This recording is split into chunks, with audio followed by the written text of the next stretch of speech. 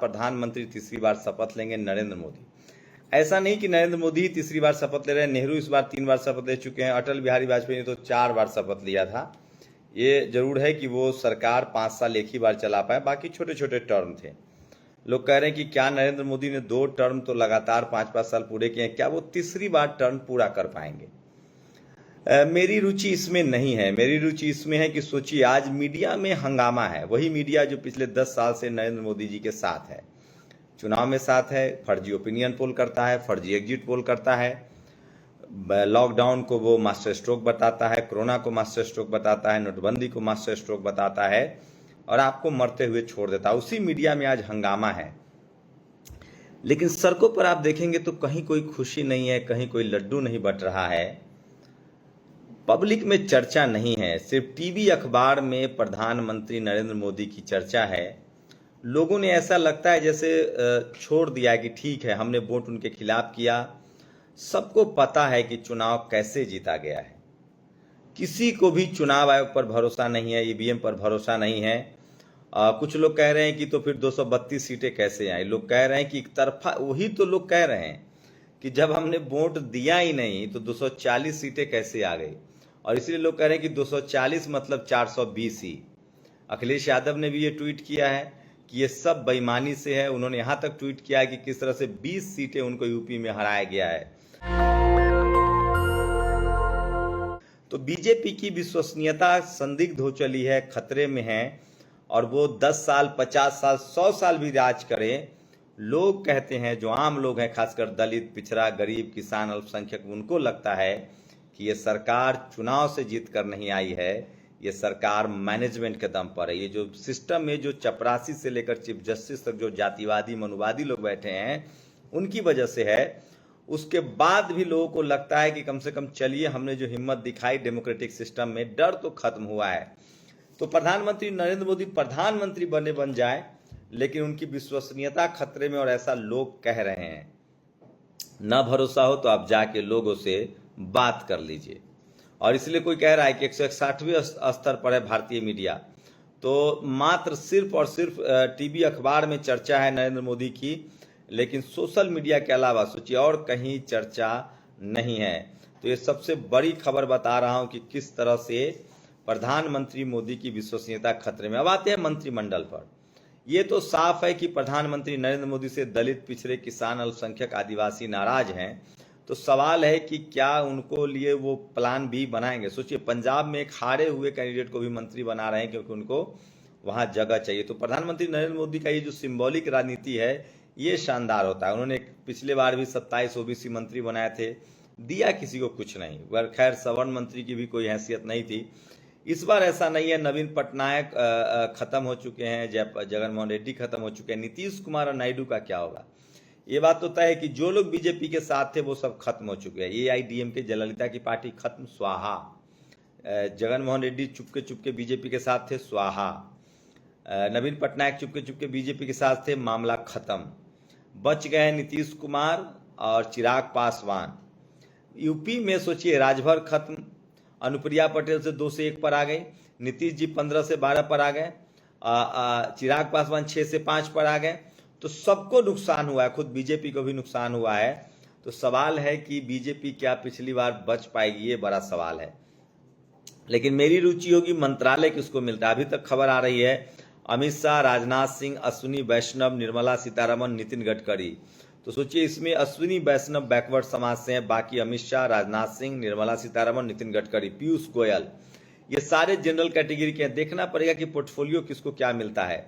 Shivraj Singh Chauhan OBC से हैं, हरदीप पुरी अल्पसंख्यक समाज से, एमएल खट्टर जनरल कैटेगरी से, मनसुख मंडवाडिया ओबीसी हैं, जितेंद्र सिंह, गिरिराज सिंह, ज्योतिरादित्य सिंधिया, किरण रिजिजू ट्राइबल हैं, चिराग पासवान, जयंत चौधरी बैकवर्ड ओबीसी समाज से हैं, अन्नामलाई एचडी कुमार स्वामी ओबीसी हैं, सुरेश गोपी, जीतनराम मांझी आदिवासी दलित समाज से हैं, रामनाथ ठाकुर एमओएस कहा जा रहा है इनको, जन नायक कर्पूरी ठाकुर भारत रत्न के। देखते ये बड़ी कोशिश, ये बड़ा खराब मैसेज जाएगा। नीतीश कुमार को रोकना मुश्किल हो जाएगा। जी किशन रेड्डी, बंदी संजय।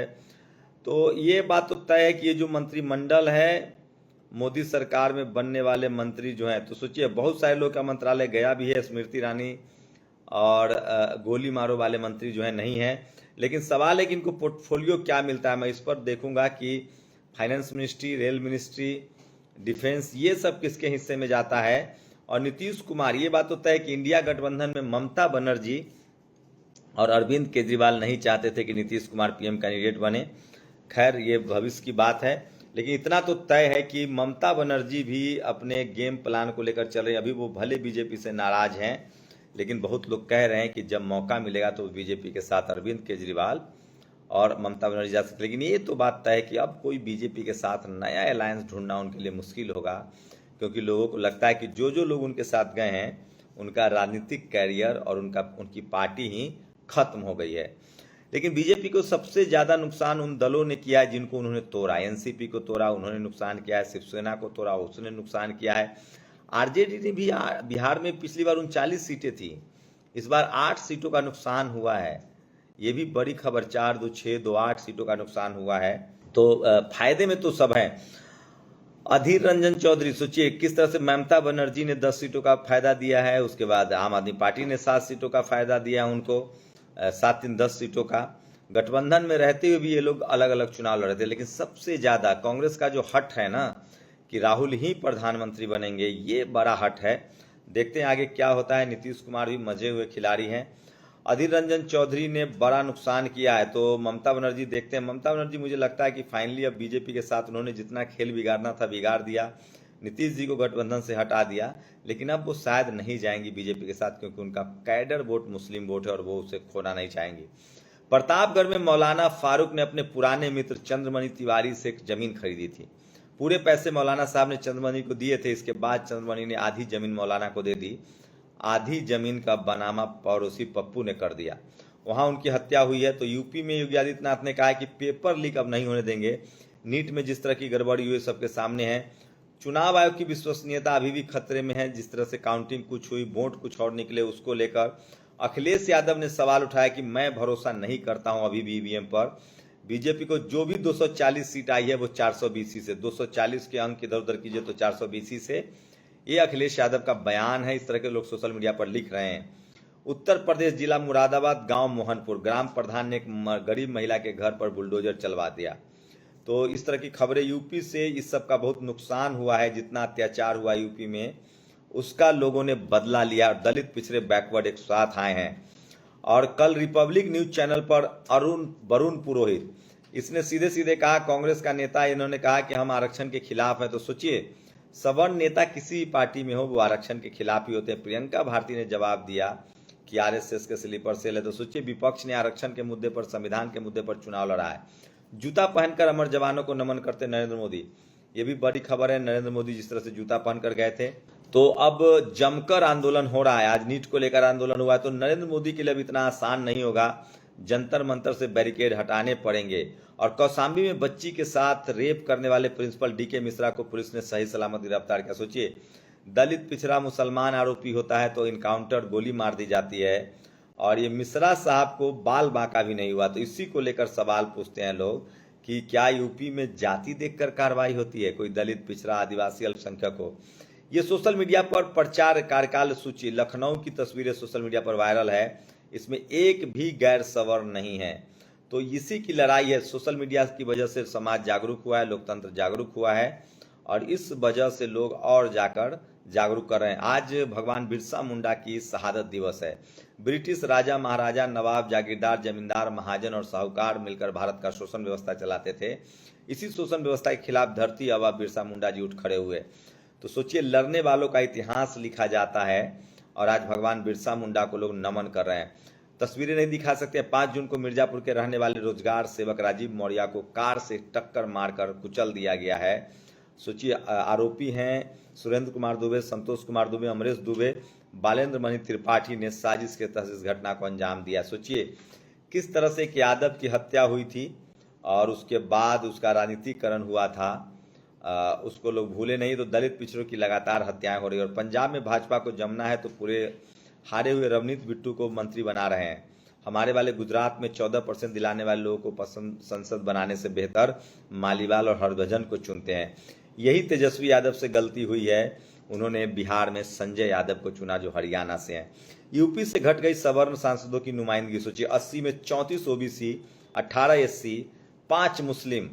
तो ये बड़ी संख्या है। 50 से ज्यादा बैकवर्ड चुन के आए हैं। 2 भूमिहार, 7 क्षत्रिय, 11 ब्राह्मण, 11 और 7 19, 18, 20। तो 20-25 पर उनका आंकड़ा है। तो 80 में 75 सांसद जो हैं वो बैकवर्ड समाज से आए हैं। तो ये एक जाति जागरूकता, एक जो सामाजिक जागरूकता आई है, ये बड़ा काम कर रहा है और ये सोशल मीडिया की वजह से हुआ है। और इसलिए मैं कह रहा हूं कि अब जो यूपी में कानून, लॉ एंड ऑर्डर को देखना पड़ेगा योगी आदित्यनाथ को। उनको बड़ा झटका लगा है। अनुराग ठाकुर, बीके सिंह, आरके सिंह, स्मृति ईरानी, अर्जुन मुंडा, अजय भट्ट, मेनका गांधी, संजीव बलियान, साध्वी निरंजना, मीनाक्षी लेखी, राजीव चंद्रशेखर, निशित प्रमाणिक, अजय मिश्रा, टेनिस सुभाष सरकार, जॉन बराला, भारती पवार, अश्विनी चौबे, राव साहब दानवे, कपिल पाटिल, नारायण राणे, भगवत कराड़। कहा जा रहा है कि ये लोग मंत्रिमंडल से बाहर हो सकते हैं। देखना है मंत्रिमंडल में कितना किसको मिलता है। और सभी क्षेत्रीय दल तैयार थे कि नीतीश कुमार इंडिया दल के संयोजक बने, लेकिन अरविंद केजरीवाल और ममता बनर्जी ने खड़गे का नाम आगे किया था। सोचिए आज खड़गे जी को पीछे धकेल दिया गया। अगर नीतीश कुमार के नाम पर सहमति होती तो हालात कुछ और होते। प्रतापगढ़ में मौलाना फारूक की हत्या पर देखिए किस तरह से जनसैलाब उमड़ा है। तो देश भर में ऐसे लगता है जैसे लोकतंत्र वापस आ गया है, लोग एक बार फिर से सांस लेने लगे हैं, ये योगेंद्र यादव ने कहा है। फर्रुखाबाद में अवैध खनन के सूचना पर पहुंचे कांस्टेबल रोहित का खनन माफिया ने हत्या कर दी है। तो ये सारी खबरें मीडिया आपको दबा देगी, नहीं दिखाएगी। और इसलिए कांग्रेसी लोगों को, अब कांग्रेसी के जो स्लीपर सेल है वो सक्रिय हो गए हैं बीजेपी के पक्ष में, सरकार बनती। यूपी के प्रतापगढ़ में एक शेड्यूल कास्ट युवती के साथ छेड़खानी हुई है। अशफाक इकबाल सलामत मृतक के नाबालिग बहन से छेड़छाड़ करते थे। नूरजहां नामक महिला भी शामिल है। अत्यंत ही भयावह। तो ये तमाम जो जातिवादी जो मानसिकता है, लोगों को ये छोड़ना पड़ेगा और नहीं तो इनके खिलाफ सख्त कार्रवाई करनी चाहिए सरकार को। तब तक दुष्कर्म करने वाले इस दरिंदे को डीके मिश्रा को यूपी पुलिस ने टांग में गोली नहीं मारी है। तो दलित पिछड़ा आरोपी होता है तो उसका एनकाउंटर होता है, टांग में गोली मारी जाती है। और इंडिया गठबंधन और सपा की जीत में जनता की भावनाओं को हम सब तक पहुंचाने के लिए सोशल मीडिया का बहुत बहुत शुक्रिया। अखिलेश यादव ने सोशल मीडिया को रिकॉग्नाइज किया, बस वो इंटरव्यू देना शुरू करें। सोचिए अनिल यादव ने सबसे ज्यादा बहुजनों की आवाज उठाई, उनको 2 मिनट का इंटरव्यू, बाकी लोगों को सजा कर इंटरव्यू दिया जाता है। तो ये तमाम बड़ी खबरें हैं जो सोशल मीडिया पर वायरल है। और हमारे साथ आपके एक खास मेहमान जुड़ेंगी जो लगातार दलित, पिछड़े, आदिवासी, अल्पसंख्यकों की आवाज़ उठाती रहती हैं। प्रियंका पासवान है हमारे साथ, वो भी हमारे साथ अभी जुड़ रही हैं। उनसे बात करेंगे कि नई वाली सरकार को वो कैसे जो देखती हैं। तमिलनाडु, पंजाब, सिक्किम, मणिपुर, मेघालय, मिजोरम, नागालैंड, पुडुचेरी, चंडीगढ़, लद्दाख और लक्षद्वीप, ये वो राज्य हैं जहां बीजेपी का खाता नहीं खुला है। तो सोचिए कि हिंदी पट्टी के दम पर नरेंद्र मोदी ने शपथ लिया, लेकिन नीट परीक्षा में हुई धांधली ने 24 लाख से अधिक परिवारों का सपना तोड़ दिया है। तो नीट में गड़बड़ी को लेकर ये सबसे बड़ा मुद्दा है। राहुल गांधी ने ट्वीट किया है, आज कांग्रेस ने प्रदर्शन किया है, ये भी खबरें देख सकते हैं। और सोचिए मुझे तो इस chart three NDA India cast community nomination and representation candidate general category से ब्राह्मण एनडीए 14%, इंडिया 10%, एनडीए को 33%, इंडिया 12%। सब फर्जी कहाँ से लाते हैं ये लोग। राजपूत 14%, 10%, 14, 5% रहा। Other unreserve 9%, 6%। Intermediate caste Maratha, Jat, Lingayat, Patidar, Reddy, Vokkaliga, OBC Yadav, Kurmi, Koeri, Kushwaha. ये सोचिए बीजेपी ने इनको रिप्रेजेंटेशन नहीं दिया। 2% Kurmi Yadav, 2% Kurmi, other backward card को 20% दिया था। इन लोगों ने जमकर इंडिया गठबंधन को वोट दिया है। शेड्यूल कास्ट ने 17%, शेड्यूल ट्राइब ने 9%, मुस्लिम ने 7%, क्रिश्चियन ने 3%, सिख ने 5%। तो सबसे बड़ी खबर है, सोचिए तो इंडिया गठबंधन को दलित पिछड़ों ने वोट दिया है, जबकि सवर्ण समाज को वोट जो है, ये मैंने महुआ मोहित्रा ने शेयर किया इसको, 33%, 14% नॉमिनेशन एंड रिप्रेजेंटेशन। तो ये सबसे बड़ी खबर है जो सोशल मीडिया पर वायरल है। तो सोचिए बीजेपी दलित पिछड़ों को रिप्रेजेंटेशन ही नहीं देना चाहती है और इस वजह से भी वो चुनाव में बुरी तरीके से हारे हैं। प्रियंका जी इनसे बात भी करेंगे और हमारे साथ जुड़ रही हैं। कुर्सी ले लीजिए। तो बताइए क्या लग रहा है कि नई सरकार में कितनी रिप्रेजेंटेशन मिलेगी बाकी लोगों को। देखिए, जिस हिसाब से भी आपने बताया तो वो तो लग रहा है कि थोड़ा ठीक ही जा रहा है कि बैकवर्ड और जो दलित हैं और जो जनरल कैटेगरी का जो है उस हिसाब से तो ठीक ही जा रहा है। लेकिन मेरा यहाँ कितना रिप्रेजेंटेशन मिल रहा है अभी भी मुद्दा हम लोग का ग्राउंड लेवल का ही है कि अगर आप देखिए कि आंध्रा में एक NSUI का लड़का है आंध्रा में, उनकी हत्या कर दी गई। उनकी हत्या कर दी गई। तेलंगाना में भी हत्या, तो गुजरात में हत्या हुई है। जी जी। तो इन सब बच्चों की जब हत्या होती है और वहीं राहुल गांधी जी, और आंध्रा में किसकी सरकार है? आंध्रा में तो अभी सरकार जगनमोहन रेड्डी के, तेलंगाना में कांग्रेस की सरकार जी। तो अभी ये लोग अगर इतना ज्यादा इस हिसाब से हो रहा और हमारे बच्चों के साथ ये बोला जा रहा है कि वहाँ के जो अधिकारी हैं, वहाँ के जो लोग हैं, जो एडमिनिस्ट्रेशन में हैं, सरकार में, वो ये बोलते हैं कि हमें बड़े दुख हो रहा है। अरे दुख क्यों हो रहा है? तुम उनको सीधी सीधी एकदम सही कार्रवाई क्यों नहीं करते? वहीं अभी जो वहाँ कौशाम्बी के टेनी जी हैं, अभी भी वो बहुजन बच्चियों के साथ में इस तरह रेप हो रहे हैं। वहीं अगर दलित, पिछड़ा या मुस्लिम होते तो अभी उनको गोली मार दी जाती। तो इस हिसाब से चीजें अभी भी DK मिश्रा नाम है आरोपी का। हाँ, तो मिश्रा ही तो नहीं, मिश्रा ही तो बोले, मिश्रा जी मैंने बोला, टेनी नहीं बोला मैंने। तो ये जो DK मिश्रा जी हैं, तो अभी भी हमारी सारा का सारा क्वेश्चन वहीं आ जाता है कि हम लोग अभी भी हैं कहाँ? कि अभी अगर आप देखेंगे, आज एक बच्चों की ट्रैफिकिंग हो रही थी, बिहार से बच्चे आ रहे थे, 12 बच्चों की इसमें ट्रैफिकिंग हो रही थी। तो वो भी बच्चे मजदूरों आदिवासियों के ही होंगे। तो RPF जवान ने जब उनसे पूछा तो पता चला कि किसके बच्चे हैं। तो इतना गवर्नमेंट का ये लोग बोलते हैं हम लोग इतना अच्छा कर रहे हैं, इतने सब कुछ कर रहे हैं, दलितों के लिए कर रहे हैं, पिछड़ों के लिए कर रहे हैं, और ये सब हमारा एक परिवार है, मोदी का परिवार है।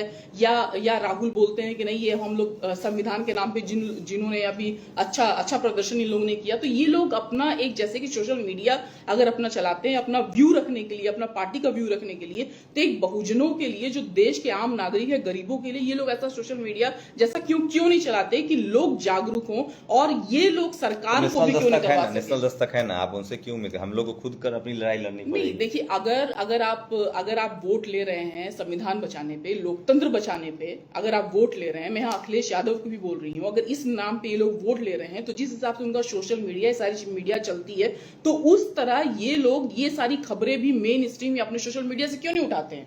रेप हो जाता है, दलित। एक और यूपी की खबर बता रहा हूं कि सोचिए कितना बड़ा झूठ बोला गया। योगी आदित्यनाथ को लालजी वर्मा, जो सांसद बन के आए हैं, BSP के पहले पूर्व नेता थे, अब सपा से सांसद बने हैं। General 125, OBC 128, EBS 129। सच्चाई ये थी, जनरल 734, OBC 738 और EBS 750 ये कट ऑफ गया था। तो आरक्षण के नियमों की लगातार अनदेखी हो रही है यूपी में। योगी आदित्यनाथ को उन्होंने ट्वीट करके कहा है, सवाल पूछा है, सवाल है कि ये सब चीजें रुकेगी कि नहीं। आपको लगातार बने रहना पड़ेगा। मैं बार बार कह रहा हूं, आप जो सवर्णों समाज के पत्रकार को देख रहे हैं, जो खुद बीजेपी के खिलाफ हो सकते हैं, लेकिन वो आपको संवैधानिक मसले पर वो अपनी बात नहीं रखेंगे। क्या लग रहा है, जो सवर्ण पत्रकार हैं, जो बीजेपी के खिलाफ हैं, लेकिन वो बहुजन समाज की आवाज नहीं उठाते, उसको लेकर क्या कहेंगे? जबकि हमारे समाज के लोग अब रवि, अजीत अंजुम, अविसार शर्मा, पुण्य प्रसून वाजपेयी और ध्रुव राठी तो फिर भी चलिए देख रहे हैं, लेकिन ये लोग बहुजन समाज की आवाज नहीं बनते, जो आप कह रहे हैं। नहीं, देखिए, ये वाकई देखना पड़ेगा। और सबसे बड़ी बात है, अगर हमारे लोग भी हों, एक तरह से लोगों की आंखों में, जो 85% पॉपुलेशन है, इन लोगों की आंखों में धूल झोंका जाता है। हमारे लोग भी अगर आते हैं तो वो बोलते हैं कि हम लोग रवीश इतने अच्छे हैं कि हम उनको प्रधानमंत्री बना दें। और अगर 10 अच्छे पत्रकार लिया जाए तो जो अभी प्रज्ञा आई है, प्रज्ञा मिश्रा आई है, उनको बीच में टॉप पे रखा जाता है। वहीं हमारे दिलीप मंडल हैं और नेशनल दस्तक के और भी जो बहुजन मीडिया है, इनको कहीं कोई कुछ नहीं बोलता कि हाँ ये अच्छा काम कर रहे हैं। तो ये एक तरह से अगर देखें तो कुछ भी हो जाए, सरकार में कौन रहता है, सरकार में कौन नहीं रहता है, तो ले दे करके हम लोग 0 सन्नाटा ही हैं। अभी अगर हम देखें, लोकतंत्र और संविधान के नाम पे हमारे ही लोगों ने, जो अभी राहुल गांधी ने कहा कि गरीबों ने दिया, दलितों ने दिया, आदिवासियों ने दिया लोकतंत्र बचाने के लिए, बिल्कुल सही बात है। लेकिन अब देखने की सबसे बड़ी बात यह है कि क्या किया जाता है, क्या बाकी इतना रिप्रेजेंटेशन दिया जाता है? जैसे NSUI का लड़के का आंध्रा में जो हत्या हुई, क्या उस पर कार्रवाई होती है? क्या सोलंकी पर हमला हुआ है, तेलंगाना में जो हत्या हुई, जो बच्चों को ट्रैफिकिंग होती है, वो किस समुदाय, किस जाति से आते हैं? ये अगर अभी हम बोलने लगे तो ये कि किस जाति से आते, सब बोलते हैं हम लोग तो जातिवादी लोग हैं। अरे हम लोग जाति के खिलाफ लड़ रहे हैं। हाँ, हम लोग जातिवादी नहीं, लोग जो बोलते हैं ना कि अगर कोई और तो उनकी सर्टिफिकेट की हमें जरूरत क्या है? हम लोग जाति हमने बनाई, हम लोग जातिवाद के खिलाफ लड़ रहे हैं। नहीं, बिल्कुल सही बात है, लेकिन ये चीजें लेकिन सामने ओवरऑल बोलते क्या हैं। लग रहा है 10 साल से हम लोग सोशल मीडिया समाज जगह तो है। यूपी में देखिए कि 75 में 80 में लगभग 40 50 55 60 लोग बैकवर्ड जीत के आए हैं दलित में। नहीं नहीं, बिल्कुल ये बहुत अच्छा संकेत है। देखिए कहीं ना कहीं ये जो है कि संविधान लोकतंत्र बचाने पे लोग उस पे हैं कि हाँ, संविधान जो भी 10 साल से बिल्कुल बिल्कुल कसा हुआ चीजें था, लोग बोल नहीं रहे कि हम लोगों ने वोट दिया बीजेपी के खिलाफ, लेकिन उन्होंने जो अपना वोट का प्रयोग किया है वो काबिले तारीफ है। और इसी हिसाब से अगर अपने संविधान को, अपने लोकतंत्र को बचाने के लिए, देखिए यही गरीब समुदाय 80% पॉपुलेशन दलित आदिवासी अल्पसंख्यक ही सामने आते हैं और यही कुछ कर सकते हैं और यही कर रहे हैं। लेकिन सिर्फ बात यही आ जाती है कि हम लोग विपक्ष में हो, हम लोग को उतना रिप्रेजेंटेशन नहीं मिलता है। वोट हमारा भले होता है लेकिन रिप्रेजेंटेशन हम लोग को नहीं मिलता है। विपक्ष में भी रिप्रेजेंटेशन नहीं मिलेगा, जो पक्ष में वो भी रिप्रेजेंटेशन नहीं मिलेगा, हम लोग सिर्फ वोट देने के लिए। सबसे दुखद बात ये है, तो ये पॉलिटिकल पार्टीज को पहचानना पड़ेगा ये चीजें। चलिए, तो अभी तो 75 साल हुए हैं, 21वीं सदी बाबा साहेब की सदी होगी। मैं आप लोगों से गुजारिश जरूर करता हूं कि बीजेपी का विरोध करना बहुजन आंदोलन नहीं है। बहुजन आंदोलन का मतलब है बहुजन समाज के अधिकारों की बात करना। आपको कितना रिप्रेजेंटेशन मिल रहा है, चाहे बीजेपी हो, चाहे कांग्रेस हो, चाहे कोई भी पार्टी हो, आपको अपना रिप्रेजेंटेशन देखना देखिए पड़ेगा। वही मैंने कहा, पक्ष में हो या विपक्ष में, हमारा रिप्रेजेंटेशन कहीं नहीं है। हम तो सिर्फ वोट देने के लिए लोकतंत्र। तो चलिए, इस बार मंत्रालय किसको कौन सा मिलता है इस पर विस्तार से बताऊंगा। पहले शपथ ग्रहण हो जाने दीजिए, पत्रकारिता चलती रहेगी। लेकिन आप लोग पहचानिए, जिन लोगों को आप देख रहे हैं जो सवर्ण समाज के पत्रकार है, वो भले बीजेपी का विरोधी हो, कांग्रेस के समर्थक हो, लेकिन इसका मतलब वो नहीं कि वो बहुजन समाज, आरक्षण, जाति जनगणना के पक्षधर हो। अगर एक भी उन्होंने रिपोर्ट बनाई हो तो हमें बताइएगा जरूर। शुक्रिया मैम, आपका भी धन्यवाद। नेशनल दस्तक की आपसे गुजारिश है कि अगर इसको बचाना चाहते हैं तो नेशनल दस्तक को सब्सक्राइब करने के लिए रेड कलर के सब्सक्राइब बटन को दबाएं, फिर बेल आइकन की घंटी दबाएं। नेशनल दस्तक को बचाने के लिए बहुत जरूरी है कि हर खबर को शेयर करें, लाइक करें, कमेंट जरूर करें।